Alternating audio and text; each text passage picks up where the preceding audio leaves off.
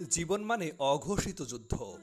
বেঁচে থাকার জন্য প্রতিনিয়ত লড়াই করতে হয় বিভিন্ন প্রতিকূলতার সাথে। তেমনই লড়াই করে চলেছেন দিনমজুর ইব্রাহিম। জীবন সংগ্রামী এ ব্যক্তি মেহেরপুর সদর উপজেলার কুতুবপুর ইউনিয়নের তেরোঘরিয়া গ্রামের মৃত খলিল শেখের ছেলে। ইব্রাহিমের জন্ম থেকেই এক পা নেই, তবুও জীবন জীবিকা থেমে নেই। খুঁড়িয়ে খুঁড়িয়ে অন্যের জমিতে দিন মজুরের কাজ করে চালিয়ে আসছেন সংসার।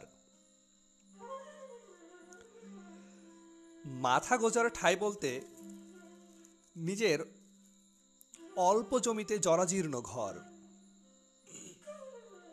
সহযোগিতা বলতে পান কেবল সরকারি প্রতিবন্ধী ভাতা।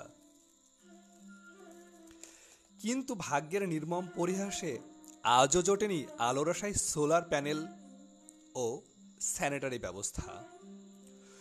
জমি আছে ঘর নেই, এক প্রকল্পের কথা না হয় স্বপ্ন হয়েই থাকুক চিলেকোঠায়।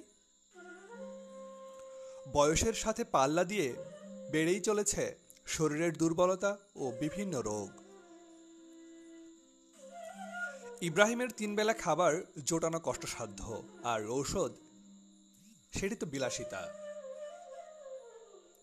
সরকারি বেসরকারি বিভিন্ন প্রকল্পে চালু হলেও পাননি সহায়তা। তাই তো সহায়তার আশায় ঘর নির্মাণ ও স্যানিটারি ব্যবস্থা করে দিতে প্রশাসনের কাছে আকুল আবেদন করেন তিনি। সমাজের বিত্তবান ও মানবিক বোধসম্পন্ন ব্যক্তিরা যদি দুর্দশাগ্রস্ত এই মানুষটির পাশে এসে একটু সহযোগিতার হাত বাড়ায়, তবে ভালোভাবে জীবনযাপন করার সুযোগ পাবে।